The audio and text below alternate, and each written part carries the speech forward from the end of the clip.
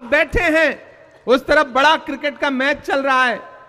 मैंने उमेर जी से कहा था कि ऐसी तारीख में आप कार्यक्रम क्यों रख रहे हैं जब वहां दुबई में भारत पाकिस्तान का क्रिकेट मैच होने जा रहा है और हमारी भारतीय टीम बुरी तरह से पाकिस्तान को रौंदने जा रही है। मैं चंपारण की धरती पर खड़ा हूं। पूरी दुनिया में जब भी चंपारण का नाम आता है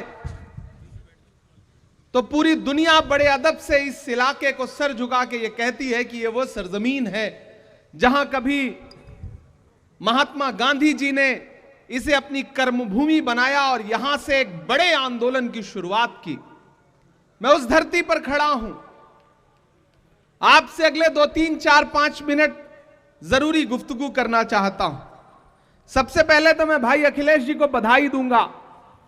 परिवार के मुखिया का जैसा भाषण होना चाहिए, परिवार के बड़े व्यक्ति का जैसा दिशा निर्देशन होना चाहिए, वो आज आपके भाषण में मुझे दिखाई पड़ा और मैं चाहता हूं एक बार जोरदार ताली बजाएं आज के उनके इस संबोधन के लिए। घर की दीवार में खुद तुमने किया है सुराख, अब कोई झांक रहा है तो शिकायत कैसी। जिस धरती को कभी महात्मा गांधी ने चुना अपनी कर्मभूमि बनाने के लिए, अगर आज वहां पर नफरत वाली ताकतें मजबूत होकर के बैठी हैं तो हमें अपने गिरेबान में झांकना तो पड़ेगा। मुझे याद है मैं पिछले विधानसभा चुनाव में यहां चुनाव प्रचार में आया था अध्यक्ष जी, मंच टूट गया था, ये शायद यही विधानसभा है, मुझे याद रह गया था। इसमें कोई दो राय नहीं कि जिस दिन हम एक यूनिट बनके, एक ताकत बनके लड़ें तो नफरत इतनी ताकतवर नहीं होती कि वो हमें हरा सके। लेकिन आपने कभी सोचा है कि मोहब्बत हमेशा हार जाती है, नफरत जीत क्यों रही है? क्योंकि नफरत कलेक्टिव होकर के, एकजुट होकर के कोशिश कर रही है और मोहब्बत के जो अलंबरदार हैं, जो मोहब्बत के पैरोकार हैं, वो अपनी अपनी दुनिया में मुट्ठी भर लोगों को लेकर के मगन हैं, खुश हैं। उन्हें लगता है कि दुनिया हम ही से चल रही है, हम आगे नहीं आएंगे तो कोई आगे नहीं बढ़ सकता। और इस चक्कर में एक एक करके सब हारे हुए, थके हुए अपने घरों में बैठे हैं।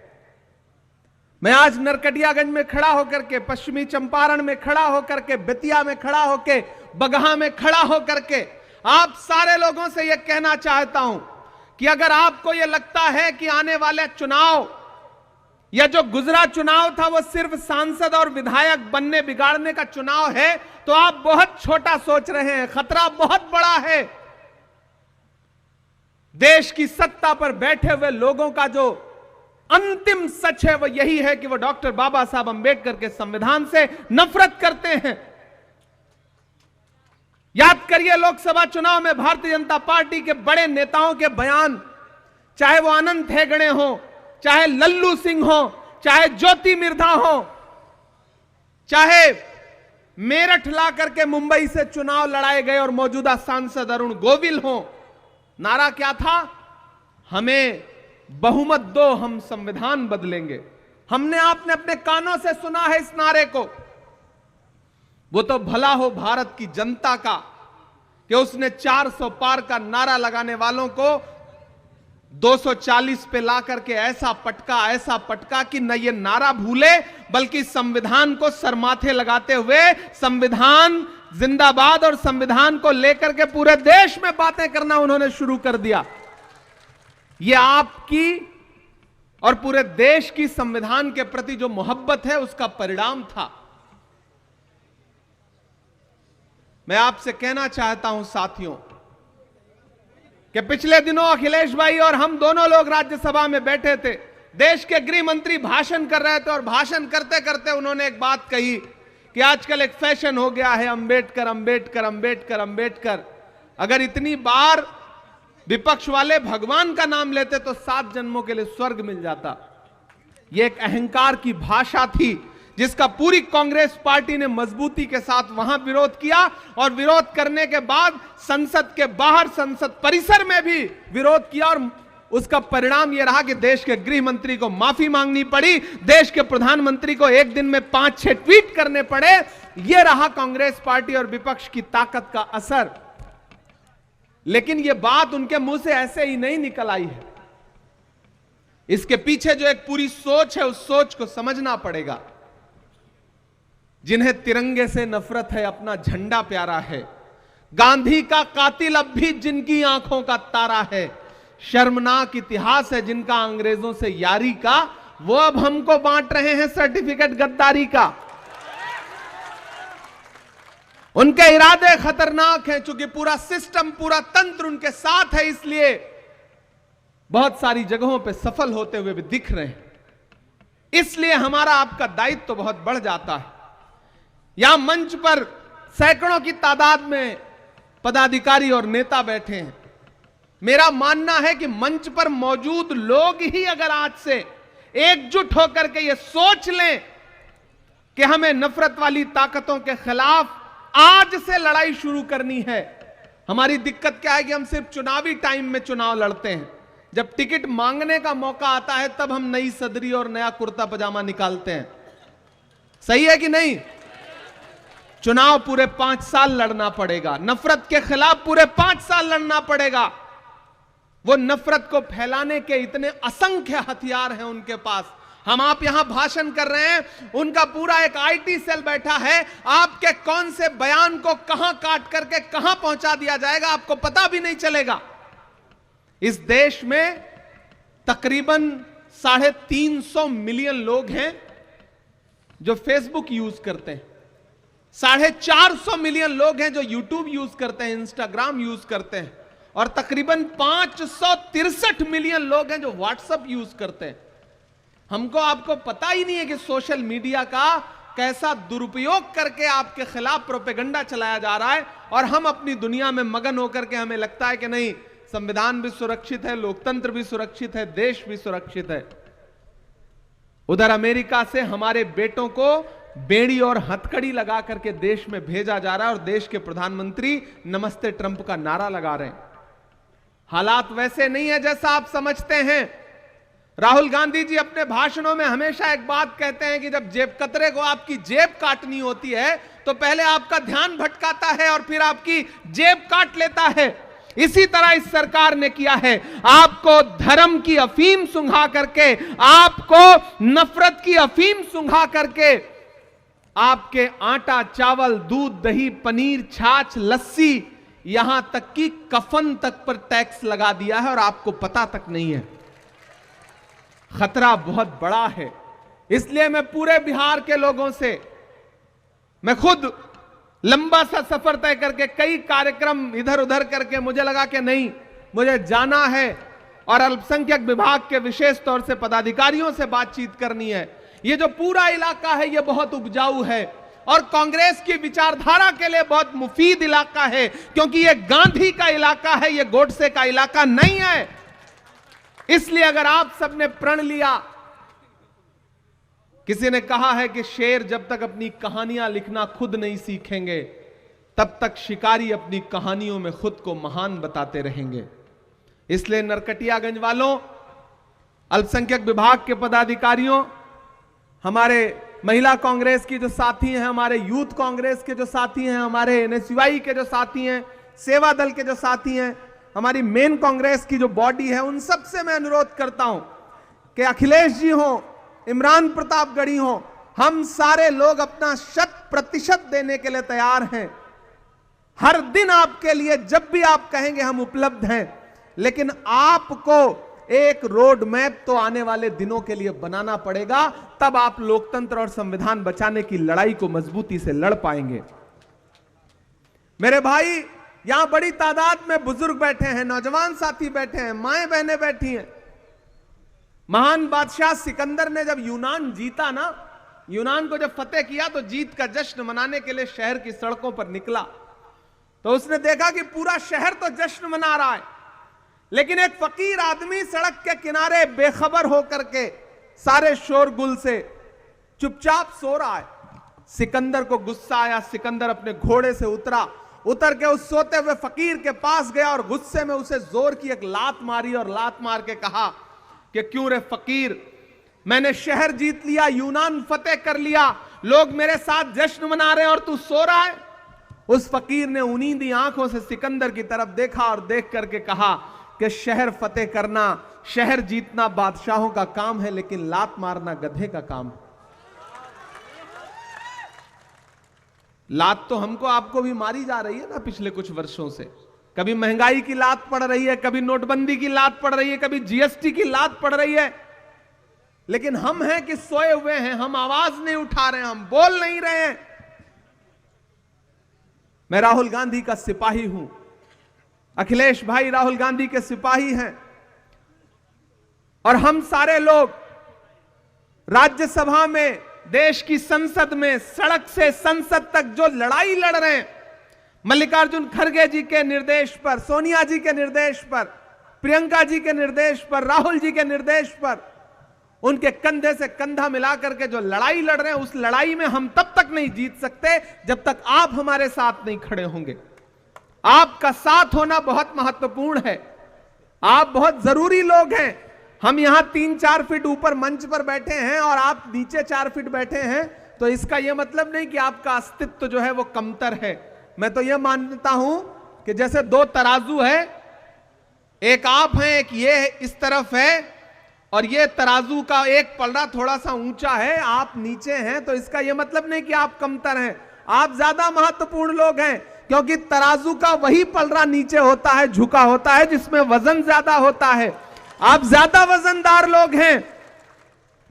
नया पाने की चाहत में पुराना छूट जाता है, तुझे अपनाऊं तो मुझसे जमाना रूठ जाता है।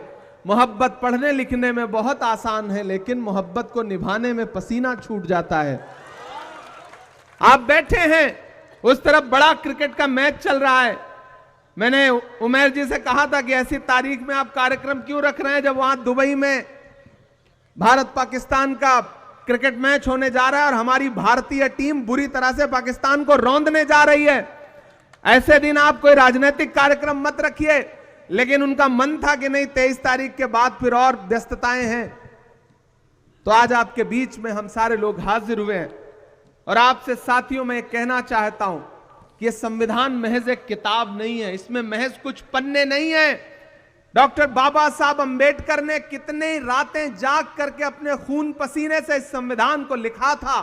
वो संविधान जिसमें महात्मा गांधी के सिद्धांत हैं, वो संविधान जिसमें पंडित जवाहरलाल नेहरू के उसूल हैं, वो संविधान जिसमें मौलाना आजाद के सपने हैं, उस संविधान को कई दशकों तक भारतीय जनता पार्टी के आनुषंगिक संगठन उसका विरोध करते रहे, तिरंगे का विरोध करते रहे। लेकिन आज स्थिति यह है कि जब वो इक्तिदार पर आए हैं, सत्ता पर आए हैं, तो एन केन प्रकार उस संविधान को कमजोर करना चाहते हैं। नए नए बिल लाए जा रहे हैं पार्लियामेंट में, जनता के विरोध में सारे काम किए जा रहे हैं, और मैंडेट चूंकि उनके पास है। और इन दिनों लोकसभा चुनाव के बाद जो थोड़ा सा नरमी आई थी, हरियाणा और महाराष्ट्र 2 राज्य जीत गए, तो मनोबल इतना बढ़ गया है कि डॉक्टर बाबा साहब अंबेडकर के खिलाफ देश की संसद में ऐसी भाषा का इस्तेमाल कर रहे हैं जो अहंकार में डूबी हुई है। इसलिए साथियों आपसे अनुरोध करता हूं कि इस बड़ी लड़ाई में कांग्रेस पार्टी के साथ खड़े होइए, अखिलेश भाई के साथ मिलकर के पूरा अल्पसंख्यक विभाग पूरे प्रदेश में, बिहार में जिस मजबूती के साथ आवश्यकता है, उनके कंधे से कंधा मिलाकर के, कांग्रेस कमेटी के कंधे से कंधा मिलाकर के पूरे प्रदेश के एक एक जनपद में, एक एक विधानसभा में जाने का काम करेगी। ये मैं आपको आश्वस्त करता हूं, ये मैं आपको भरोसा दिलाता हूं। और चुनाव के दौरान तो हम लोग आएंगे ये चुनाव प्रचार में, लेकिन मैं चाहता हूं कि आज से एक रोड मैप बने। अध्यक्ष जी, आप निर्देशित करें हमारे स्टेट चेयरमैन साहब को, हमारे प्रभारी जी को, और उसके बाद जहां भी आवश्यकता लगती है।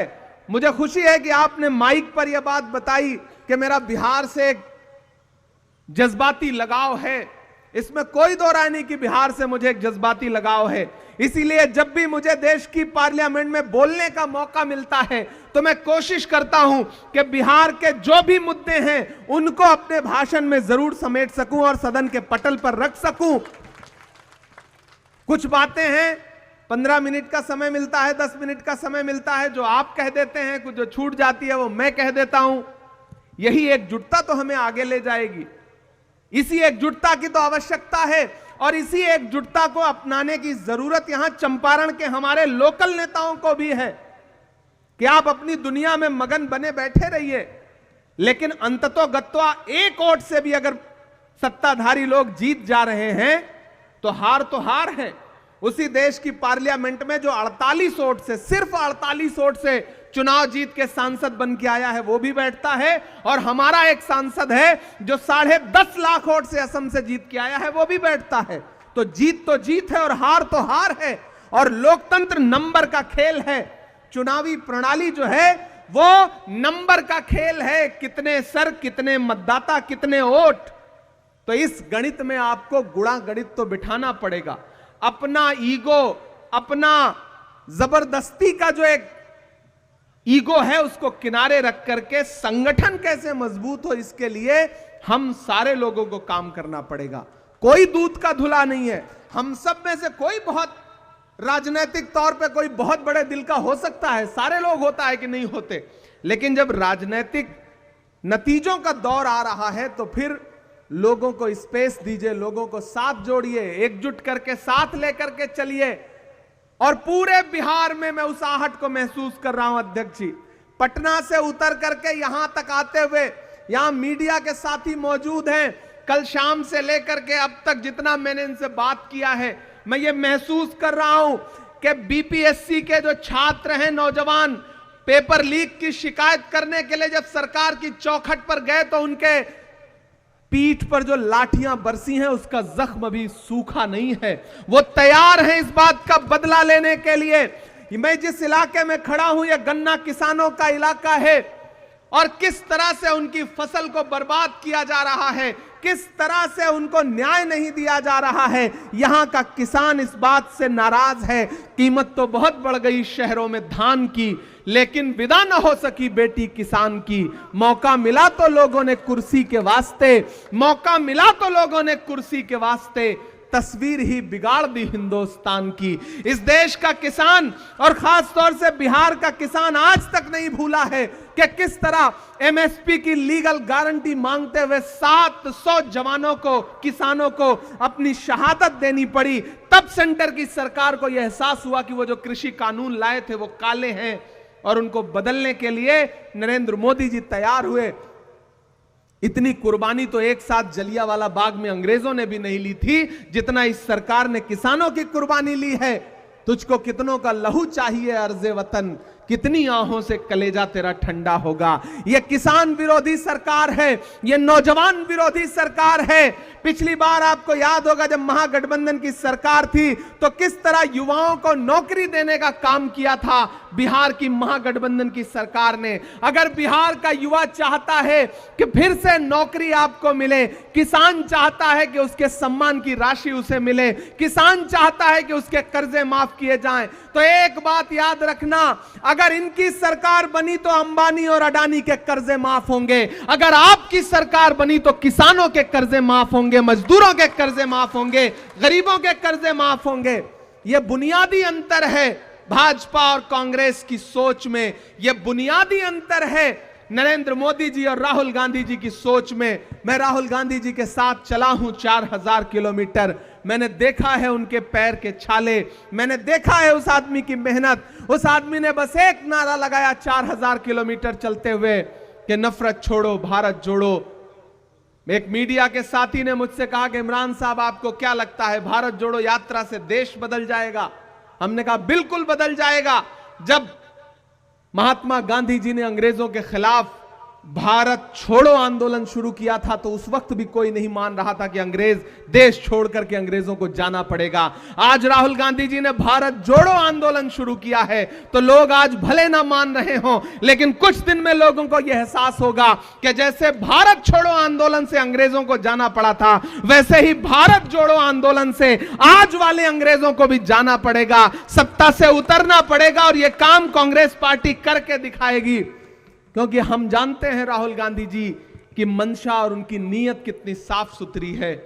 राहुल जी जानते हैं टास्क उन्होंने लंबा लिया है, पहले 4000 किलोमीटर फिर 6700 किलोमीटर, क्योंकि वो जानते हैं इस देश में नफरत कम करना पड़ेगा।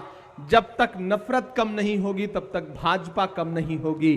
भाजपा नफरत फैलाने का हर दिन प्रयास कर रही है संस्थानिक तौर पर और एकजुट प्रयास कर रही है। हमें भी मोहब्बत के लिए एकजुट प्रयास करना पड़ेगा। नरकटियागंज वालों, चिरागों के सफर में दबदबा हो आंधियों का, चिरागों के सफर में दबदबा हो आंधियों का, तो फिर अंजाम जुल्मत के सिवा कुछ भी नहीं होगा। यह दुनिया नफरतों के आखिरी स्टेज पर है, इलाज इसका मोहब्बत के सिवा कुछ भी नहीं होगा।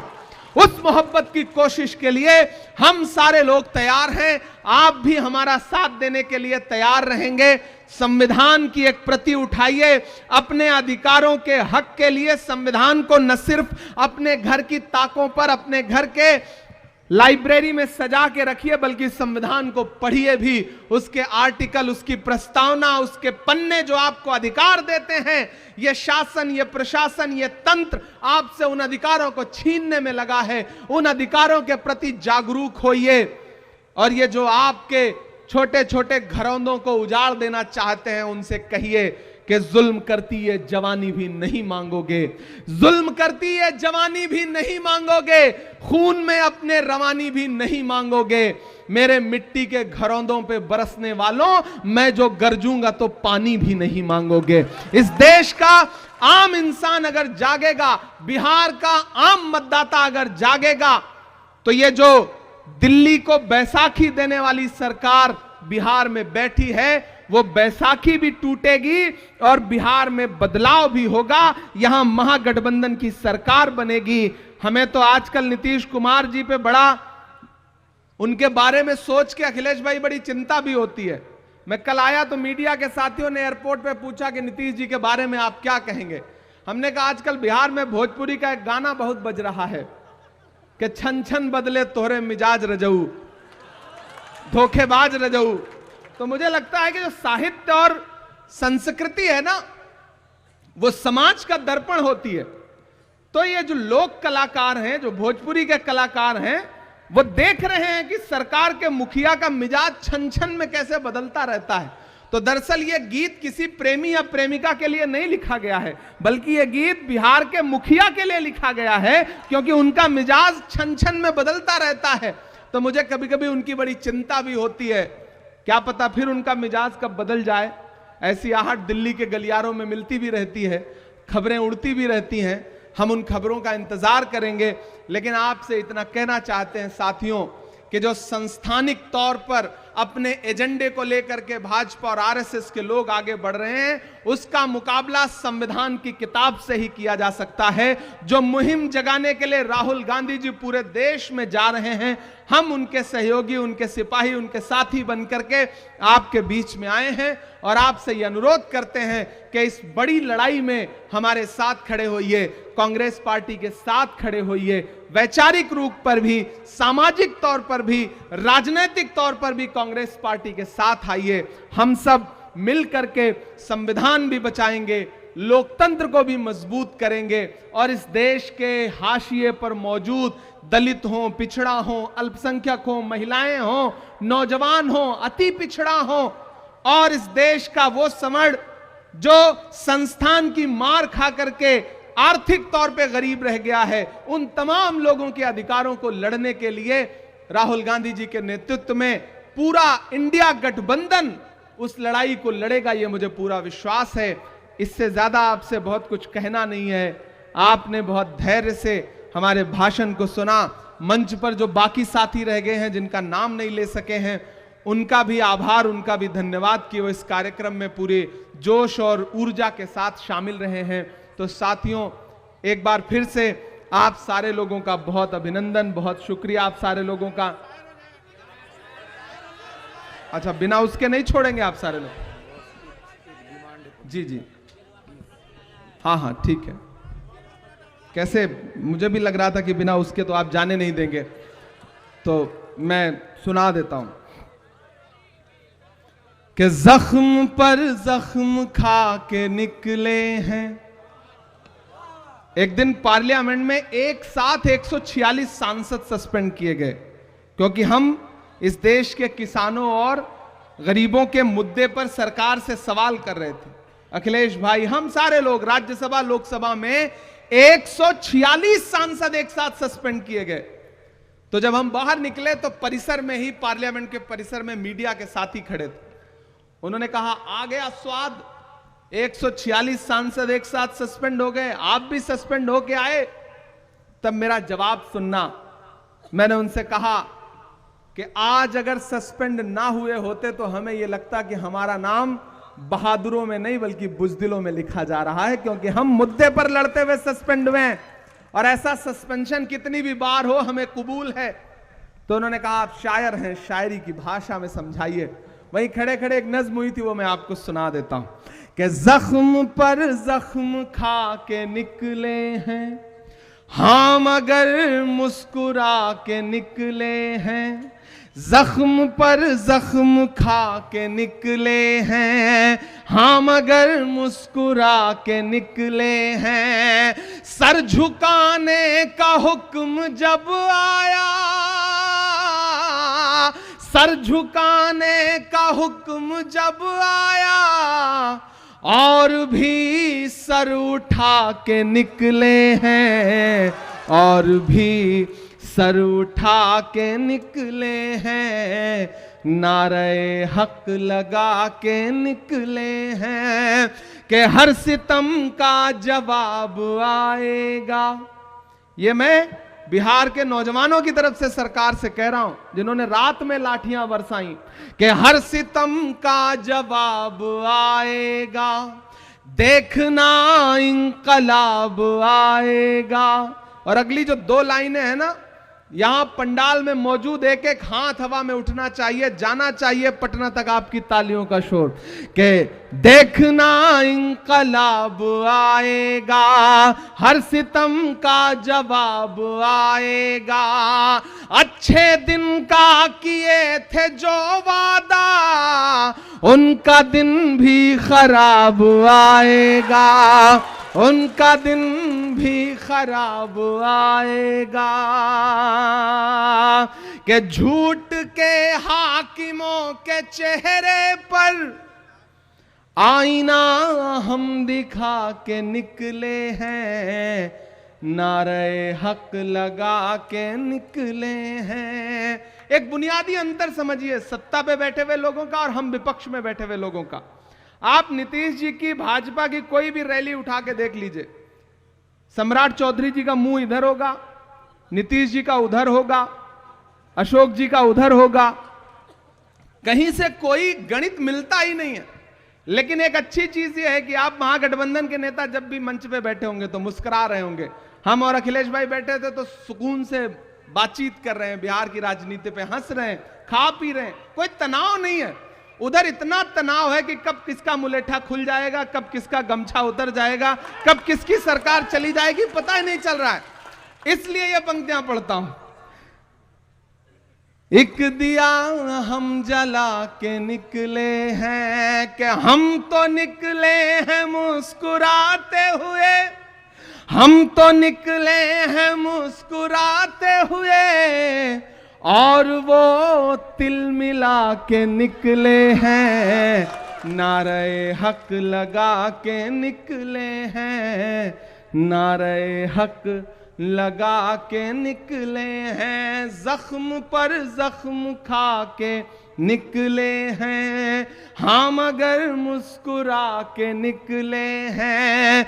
सर झुकाने का हुक्म जब आया, और भी सर उठा के निकले हैं, नारे हक लगा के निकले हैं। और जाते जाते अंतिम में ये पंक्तियां सुना के जाता हूं, नहीं सुना के जाऊंगा तो आप कहेंगे कि देखो सिर्फ भाषण सुना के चला गया। कि कहां सोया है चौकीदार,